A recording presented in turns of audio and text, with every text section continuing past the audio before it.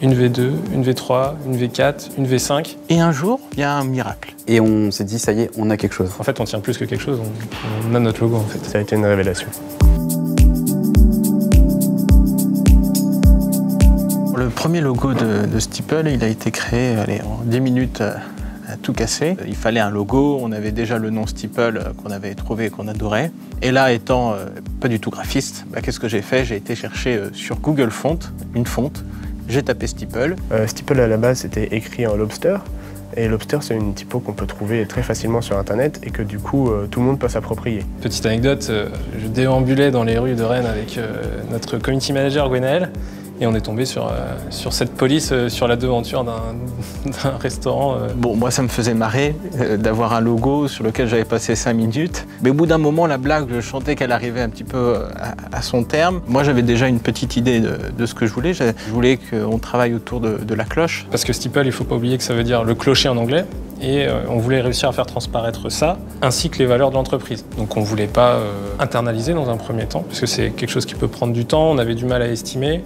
Donc on s'est dit on va passer par des prestataires et des freelances. Et là, s'enchaînent plusieurs mois du coup de travail. On trouve toujours pas le bon logo. Et on s'est rendu compte qu'en fait, le meilleur moyen d'arriver à un logo qui nous conviendrait, ce serait de l'internaliser. Le principal problème pour nous, c'était d'intégrer le S dans une cloche ou la cloche dans un S. On a accueilli dans l'entreprise Corentin, qui est graphiste. On voulait une cloche.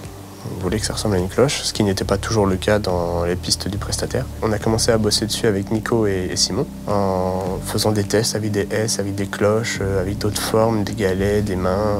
Simon avait testé quelque chose qui était de faire un sourire, un S avec un sourire. Et il rajoute un petit élément. Qui se joue sur genre juste, ouais ça c'est pas mal, tu pourrais pas juste bouger cette base-là pour que ça fasse ça? Et là tout le monde fait, oh, la cloche, elle est là. C'était quasiment 9 mois de travail pour arriver à juste cette idée-là. Et là, ils se sont dit, yes, on a atteint quelque chose, mais ils ne savaient pas qu'il y avait encore des mois de travail. Il fallait trouver la typo, la forme, le ratio. C'était sur le détail de dire un peu plus à gauche, un peu plus à droite, essayer de retravailler la courbe, la cassure. Et ça, c'est la partie travail de la forme. Ensuite, il y a eu le travail de la couleur. Le début du S bleu représente le ciel et le bas représente la cloche, le clocher, donc Steeple. Le clocher au milieu du village.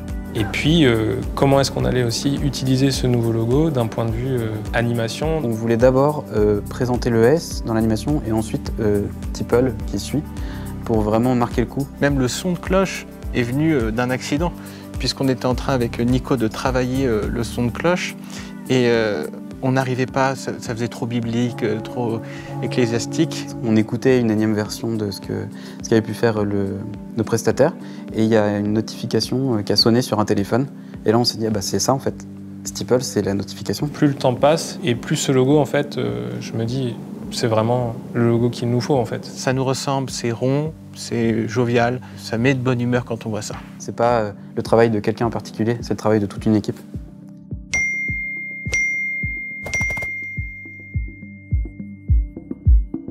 Lobster, clocher, homard, ça matchait pas.